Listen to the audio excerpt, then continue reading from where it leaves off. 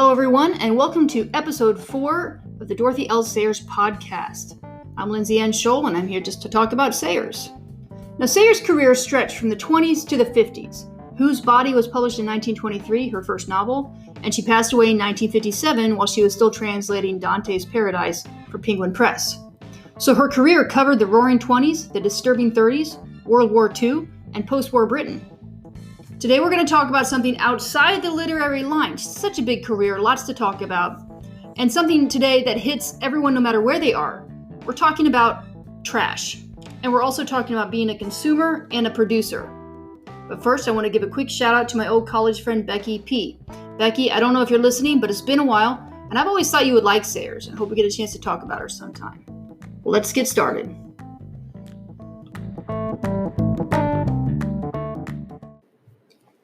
So the title of today's talk is Dorothy Sayers on Trash. Parentheses, also why the L. So I'm going to start with why the L because it's important to talk about for Sayers and it doesn't really take up an entire podcast. I'm just going to slip it in here. The podcast is named Dorothy L. Sayers. And if anybody reads any Sayers for long, they know that they need to put that L in there because she really wanted it. Why does she care? Why did she care? Dorothy Sayers rolls off the tongue a lot easier. She knew that. She knew the L was a little harder to say and it was kind of more of a pain to print. So why does she have it? Well, she had this situation. Well, she didn't have a situation. It was a situation that a contemporary of hers was named Dorothy Sayers. And this contemporary was a variety artist and she performed in music halls. In fact, Sayers would get invitations to perform in music halls because of the mistake between Dorothy Sayers and Dorothy L. Sayers. And she has this beautiful quote that I cannot find the reference for. And let that be a lesson to you. Anytime you quote something, write down the page number, where you got it from. You'll save yourself and the world so much trouble. Anyway, I spent like an hour and a half yesterday trying to find this darn reference. And so do I share the quote? Do I not share the quote? Do I share something that I can't track down? That's not really... I don't know if that's a good idea, but I'm going to do it anyway. Okay, so she was writing to an editor of hers, and she says that it is no doubt true that Dorothy Sayers is easier to display. And if I had thought about this in the beginning, I would have adopted D.L. Sayers and stuck to it. Mayn't I have my L? I wish you would take this request seriously. Yours despairingly, Dorothy L. Sayers. So anyway, keep the L if you want to respect her wishes and so on. Okay. Let's move on to the actual topic of this talk, trash. A more fancy way of saying it would be consumerism and production and how we deal with those situations. And this is an issue that has only gotten sharper since her time, but it was an issue in her time as well. So I'm going to be dealing with two essays primarily during this talk. One is called The Other Six Deadly Sins. And it was taken from, she made it into an essay from a 1941 lecture to the Public Morality Council.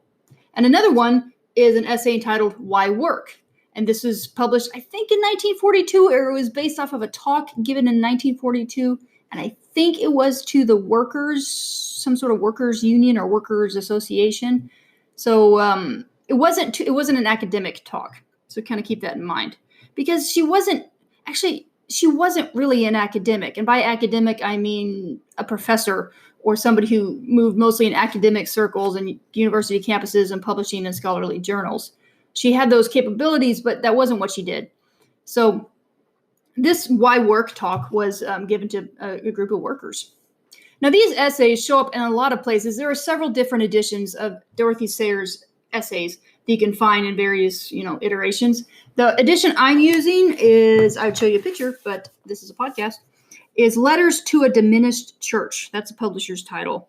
And it was published by, W Publishing Group in 2004, in case you're wanting to track it down and get a copy of your own series of her essays. Okay, so The Other Six Deadly Sins. Let's explain this title for a second. If you're Catholic or if you're raised in a liturgical setting or if you just happen to know this, there are 7 deadly sins. Envy, anger, pride and lust, avarice and gluttony, and sloth. So a colleague of mine put this all together in a song. It goes like envy, anger, pride and lust, avarice and gluttony, sloth. So there's my beautiful singing for you if you want to remember them. Envy, anger, pride, and lust, avarice, gluttony, and sloth. These are deadly sins, and they're capital sins. Like they're deadly, but also they're kind of the sins that produce other sins. So Sayers starts out kind of with a joke that this young man came up to her and said, "What? Wait, there are 7 deadly sins? What are the other 6?" Because lust has received so much attention from the church and had in her time and still does, that there are actually other sins that can wound you and kill you. And the cool thing about these, and this is drawing from a long tradition, Sayers did not make this up, is that they are generally divided into 2 categories. There are the warm-hearted sins and the cold sins. And the warm-hearted sins are disreputable, and the cold-hearted sins are reputable. That last thing is a little bit of according to Sayers. Warm-hearted sins are the ones that your desire for something is out of order. Cold-hearted is your desire, like you're struggling with love in the first place. So just kind of an example, lust is a warm-hearted sin. Like you've got an inordinate desire for something that you shouldn't have, usually somebody you shouldn't have, but it could be applied to other things. Anger is a warm-hearted desire to get vengeance. And let's see, what's it? Envy, anger, pride, and lust. Envy, anger. I think envy is like the good of others that you want. I can't remember where envy falls, but you get the distinction. Gluttony. Gluttony is the other warm-hearted sin. That's the one we're going to be talking about. Gluttony. So in this essay, she goes through all of them, or all 6 of them, with a little bit of time on lust. But she's going to, one of her more brilliant points, I think, is when she talks about gluttony. Now, she's writing during wartime England. This, at least the talk was given in 1942. So not a lot of food gluttony going on. But pre-war England was different. And she talks about kind of the glory days of waste before England entered the war. And we're going to get into some of those descriptions in a second. But just kind of to establish a timeline here, in her mind, there are kind of 3 major times. There's the before the machine age, and I would say maybe late 1800s, early 1900s, before the machine started producing everything. And then there's after the machine age, before the war, and then there's the war. And those are the kind of the timelines, that's the timeline she's dealing with. So let me read you this quote. This is from, again, The Other 6 Deadly Sins. And she says this: "Let us seize this breathing space while we are out of reach of temptation to look at one of very remarkable." Let me just start that quote over. And by the way, she's going to use a word in here called gula. And because of her training, she kind of throws in some Latin words when she thinks they're helpful. Gula is a Latin word for gluttony. Okay. "Let us seize this breathing space while we are out of reach of temptation to look at one very remarkable aspect of the sin of gula. We have all become aware lately of something very disquieting about what we call our economic system. An odd change has come over us since the arrival of the machine age. Whereas formerly it was considered a virtue to be thrifty and content with one's lot, it is now considered to be a mark of a progressive nation that is filled with hustling, go-getting citizens intent on raising their standard of living." So the machines are not, she's not saying machines are bad. She obviously uses them. She did radio broadcasts. But the machines have done something to the economy. The machines have done, I've got a good quote here: "The gluttonous consumption of manufactured goods had become, before the war, the prime civic virtue. And why? Because the machines can produce cheaply only if they produce in vast quantities." So if you want to keep the economy going, you need to keep the machines going. Because if you keep the machines going, you keep employers employing and people have jobs. So before the war, it was a civic virtue to keep buying things. And she says elsewhere, a little bit later, this is pretty convicting. "You must not buy goods that last too long, for production cannot be kept going unless the goods wear out or fall out of fashion, and so can be thrown away and replaced with others." We see this today. The obvious connection is technology. It becomes dated in a couple of years, and televisions don't last very long. Phones, although I've got an iPhone 5S and it's 2020. I feel pretty good about that. That's not a bragging point. I just couldn't afford it. Anyway, let's move on. So this production of machines and vast quantities, it also has echoes of Aldous Huxley's Brave New World, which was published in 1932. And if you're familiar with Brave New World, it is this world that is saturated with consumerism. You need to buy so people can produce and have jobs, which is exactly what Sayers and others were saying. So an interesting note, Sayers had read some of Huxley's other works. I haven't found in her letters if she'd read The Brave New World. I wouldn't be surprised if she did, but she doesn't reference it directly. Still, she would agree with that motto, or she would see the power of that motto from the novel that says, ending is better than mending. The more stitches, the less riches. How much is buying and wasting a civic virtue, both in her era and today? I said this is a pretty hard-hitting essay. She goes on and she says, the sin of gluttony, of greed, of overmuch stuffing of ourselves, it is a sin that has delivered us over into the power of the machine. Now, if you were paying attention, and I know you were, you would see that she actually slid in two sins there. The sin of gluttony and of greed. And according to our little chant, those are two different sins. And what she points out is that avarice, or greed, is a beautiful combination, a beautifully devastating combination with gluttony.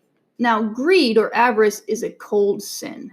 It is kind of self-directed. And I said earlier that there's warm sins and cold sins, and the warm sins are disreputable and the cold sins are reputable. And this is an aside to, this is another aspect of this essay we're not going to talk about much, but she does point out how much the church needs to be on the alert for greed and pride, as well as lust and gluttony. So when I guess, in Italy, they used to have, and I think they still do, these guards of people who make sure your shoulders are covered when you go into the church. Not guards, but, just kind of somebody standing around, and you're supposed to cover your shoulders when you go into a church, especially for women. And she says, well, if that's going on, is there anybody at the door of the church saying, hey, you look way too well dressed to be honest? You are just, there's something going on with the wealth of your dress, not just the scantiness of it. Anyway, I'm not advocating that necessarily. I don't know how you would judge that, but that's what she says. So she enters into this section of greed, and she says that greed has been transformed into something called enterprise. And I'm going to track down this quote here. I have it written. See, I didn't write a page number. And if you don't write the page number, people, you cannot find the quote when you need it. Let it be a lesson to you all. Okay, I found it. So greed has been transformed into enterprise. Say that again with me in a lower voice. Enterprise. It's all right. It's even commendable to want money for money's sake. And that's great. She says this: it was left for the present age to endow covetousness, or greed, with a glamour on a big scale and to give it a title that it could carry like a flag. It occurred to somebody to call it enterprise. From that moment of that happy inspiration, covetousness has gone forward and never looked back. It has become a swaggering, swashbuckling, piratical sin, going about with his hat cocked over one eye, its pistols tucked into the tops of his jackboots. Its war cries are business efficiency, free competition, get out or get under. There's always room at the top, and so on. Now, it's a good thing to want money, and to want money for money's sake. Now, here she's going to, it's funny because you think, oh yeah, greed is bad, but she takes it from a different angle. And the angle that she takes it from is that money for money's sake is detached from real wealth. And real wealth is land or soil and the work of one's hands or the work of one's brain. And she's taking this from a medieval point of view, and maybe even older than that, I don't know. But there is a passage in Dante. And if you're familiar with Dante, you don't have to be to understand this, but down in, Dante writes about this. He's writing in the 1300s, and he's writing about this journey, imaginary journey from, into inferno, into hell, into purgatory, and then paradise. And he's got all of these descriptions of it's actually organized by sin. Hell and purgatory are, and heaven is organized by virtue, as makes sense. At one point, he's down in inferno, and he sees these money lenders, and they've got like, they're miserable. I can't remember the exact scene, but they're sitting in filth. And they've got these big, heavy purses with like coats of their, like purses, like sacks of money with coats of their changing house that represented who they were. And it's just, they're miserable. And they are the usurers, the people who made interest off of loans. And that, I mean, you think, what is that? I mean, banks do that all the time. Everybody does that. Well, in the Middle Ages, it was frowned upon. It was done largely by the Jewish population because that was the only commercial avenue left for them. It was done. In fact, I think Dante's father did it, but it was frowned upon very much. And one of the reasons it was frowned upon, there was some biblical background, but also that the money was detached from actual physical things or actual physical product. It was like kind of just up in the air, money making more money. And Dante says that Inferno, when he's seeing these people, these sinners down there with their money bags, and he says, art and nature should produce wealth, but money shouldn't. And that's where Sayers is getting this from. Now, I don't know if she's getting it directly from Dante. She had kind of a Dante revelation in her life, and it was later, I think, than this. But, you know, she was educated at Oxford, so I'm sure she had a lot of this in her brain. Okay, so art and nature produce wealth. Money is neither art nor nature. This is very radical because it attacks interest, and it's even more radical today because it attacks interest, and most of our economic system is based off of. Man, what would she have said about digital funds? I imagine she wouldn't say there's that much difference between paper funds and digital funds, but I don't really know. Okay, so this section of the 1941, the Other Six Deadly Sins article, pairs nicely with her Why Work essay, which, among other things, addresses the amount of pre-war waste that England produced.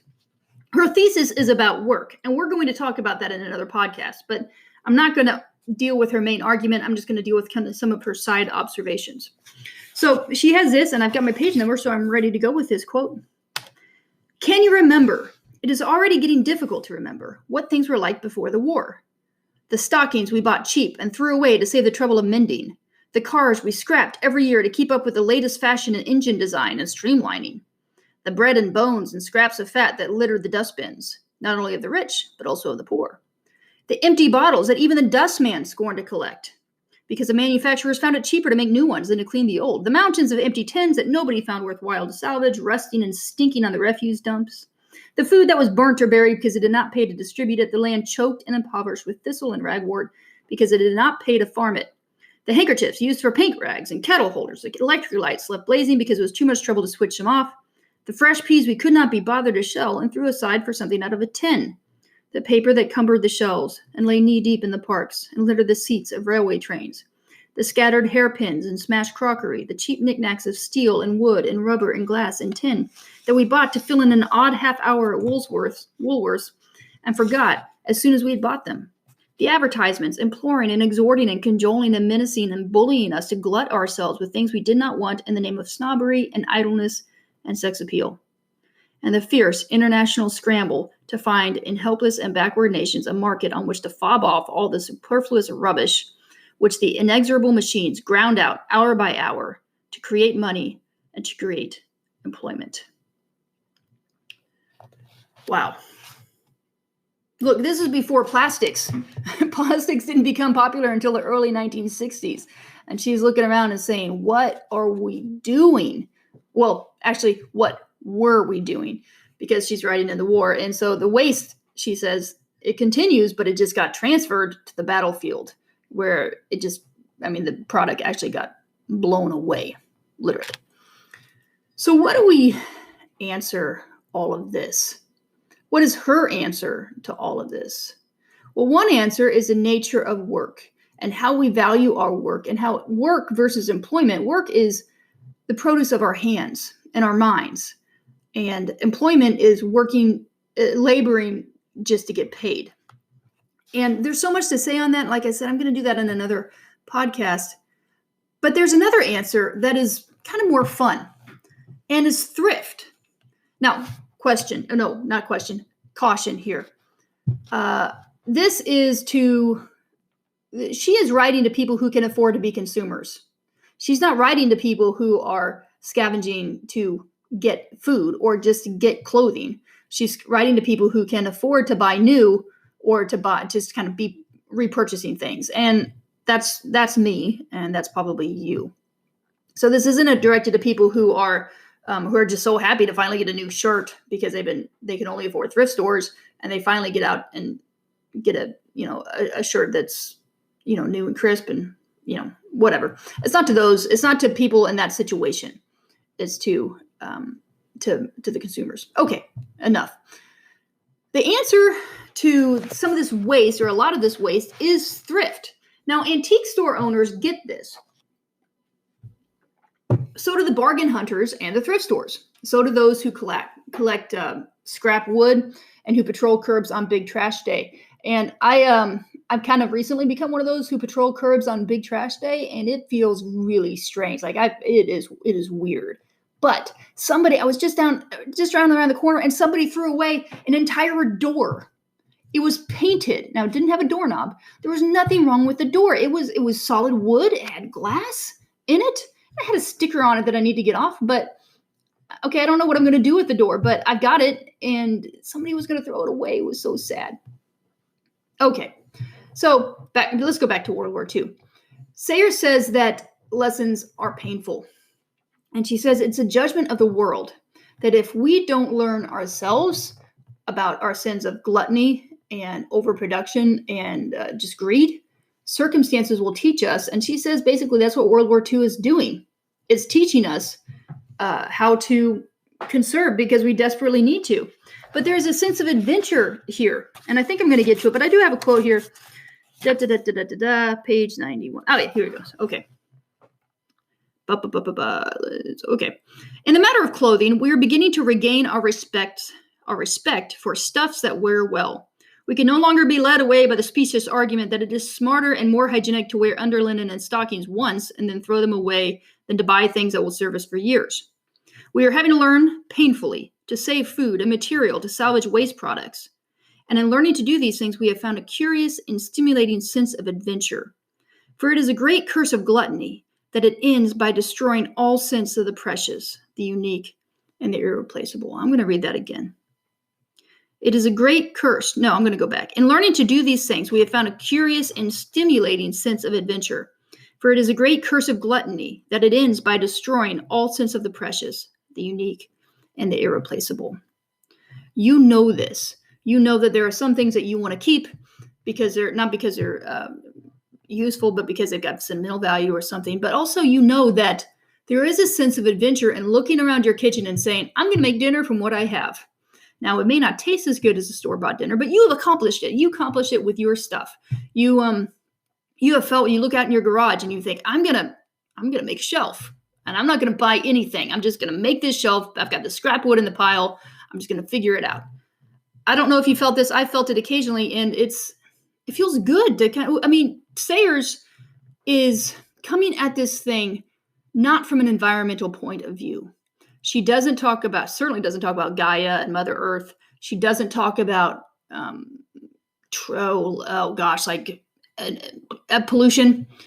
I'm sure she's aware of it, but she doesn't really talk about it. She's coming at it from a point of view that it is bad for mankind to live this way. Mankind was meant to be a creator, and a creator looks at his product and loves it. A factory person may or may not, but they're not usually involved in the end product. So the machines kind of get in the way of that. Again, she's not against machines. She's just trying to caution us. It is for the good of man to create and love what he produces.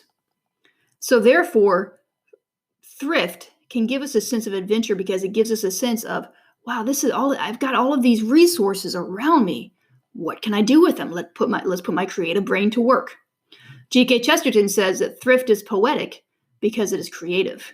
Waste is unpoetic because it is waste. Thank you, Chesterton. Okay, I think we're about done for today. There is this tension of jobs, how not in this essay does she really answer how to fix a job situation with machines and then all of that.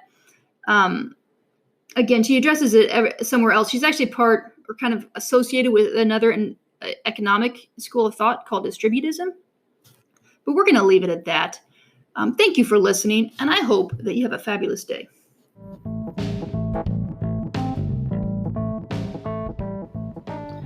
Well, there we go. Sayers on trash. You know, her thoughts on this topic remind me a little bit of that phrase, the more things change, the more they stay the same, because the issues are still surfacing today, and just in a different way. So anyway, I try not to be too preachy about that, but it is something good to think about, and I'm going to let you go. I'm Lindsay Scholl, and I'm wishing you Pax Vobiscum. Peace be with you.